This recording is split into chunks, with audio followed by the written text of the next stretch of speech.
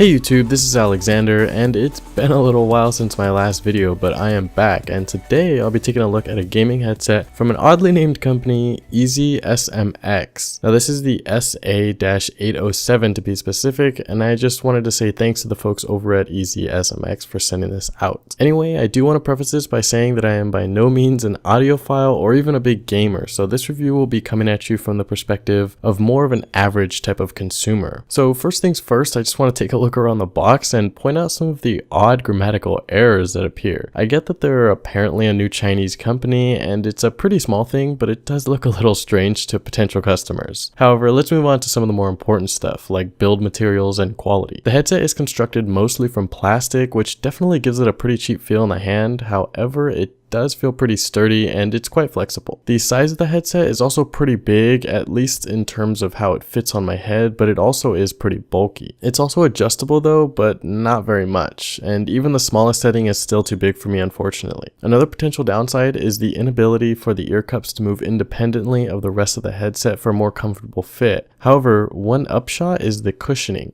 Now, maybe it's only because it doesn't fit me very tightly, but I can use this headset for hours and never get tired. It's not very heavy, and the pillow cushions along the inner top and ear cups are super comfortable. As far as the aesthetics go, I'm not a big fan of the green accents, but that's really just going to be a personal preference. The cable is a pretty decent length, I'd say, coming in at just over 1.5 meters or about 5 feet, and attached to it is this inline control, allowing you to turn the mic on and off and adjust how loud the volume is. It's pretty nice if you need something like that, but honestly, it looks and feels a little out of place. Plus, it's got this clip, and given how far down the cable is, clipping it onto your shirt might be a bit odd since there's going to be some extra cable just sitting up near your chest area. Maybe that doesn't bother you, and I would probably even get used to it, but it just looks a bit funny to me. Also, clipping it would be much easier if it had a seesaw-like clip where pushing down on one end lifts the opposite. The current clip just isn't as intuitive as that. However, they should have probably put the inline mic controls a little higher to avoid the weird extra cable that's going to be sitting up by your chest, but it's really not a big deal. They've also thrown in the splitter piece to allow for an input and output on a PC, which is kind of nice.